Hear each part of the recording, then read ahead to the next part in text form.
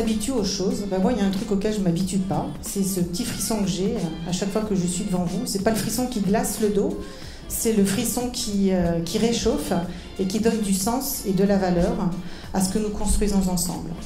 Recruter et manager demain, quelle évolution pour la ressource humaine? Un thème passionnant. Quel socle de compétences permet aujourd'hui aux collaborateurs de faire face à cette complexité de l'environnement? Quelles sont cette fois-ci les attentes des collaborateurs vis-à-vis des entreprises, vis-à-vis des dirigeants, vis-à-vis des managers? En quoi les neurosciences, c'est un terme dont on entend de plus en plus parler aujourd'hui dans l'entreprise, on en parlera ce soir, comment ces neurosciences elles peuvent aider les dirigeants, les managers à comprendre ce qui se passe dans leur propre cerveau, mais également dans celui de leurs collaborateurs. C'est une thématique riche, une thématique passionnante, une thématique d'actualité, et c'est la raison pour laquelle nous avons souhaité proposer à des experts de nous rejoindre à l'occasion de cette convention GSEC pour nous éclairer sur ces sujets.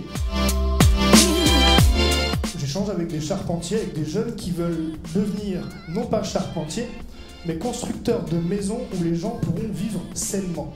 Les jeunes que j'ai l'occasion de croiser, s'il y a un changement sur lequel je peux témoigner, c'est l'évolution du sens qu'ils donnent à leur profession. Je pense qu'on est assez peu nombreux sur la planète à avoir comme projet dans la vie de devenir riche. Par contre, on a tous pour projet d'être heureux. Donner du sens à ce qu'on fait, ça c'est une condition du bonheur. Les soft skills sont importantes certes, mais est-ce que ça veut dire qu'on doit forcément les opposer à ce qu'on appelle les hard skills, les compétences dures? Les recherches montrent que les hard skills vont permettre de catalyser, en fait, favorisent l'acquisition des soft skills. Donc les deux, en fin de compte, sont extrêmement liés et je les opposerai pas si facilement. Est-ce que le cerveau humain est fait pour changer? Alors, c'est possible sous certaines conditions. On est toujours écartelé entre ce besoin de routine qui est bien confortable, mais cette nécessité de changement. Le cerveau a besoin, pour se projeter, d'avoir des objectifs qui sont très réalistes, très atteignables. Si c'est trop loin de son univers temps, soit ça passe aux oubliettes, ou soit il va bugger. Est-ce que d'un point de vue des neurosciences, est-ce qu'il est possible, quels sont les facteurs qui encouragent ou qui freinent la motivation? Le climat bienveillant que vous allez instaurer est effectivement agi de façon neurobiologique, de façon absolument indiscutable, et donc permet d'être plus créatif, plus motivé, etc. Le plaisir aussi que vos équipes vont ressentir en travaillant est extrêmement important.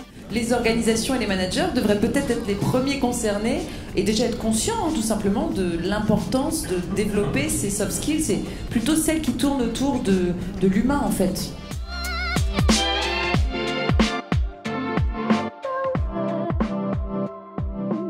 Il est plutôt intéressant qu'on essaye tout simplement de voir comment on peut mieux se comprendre.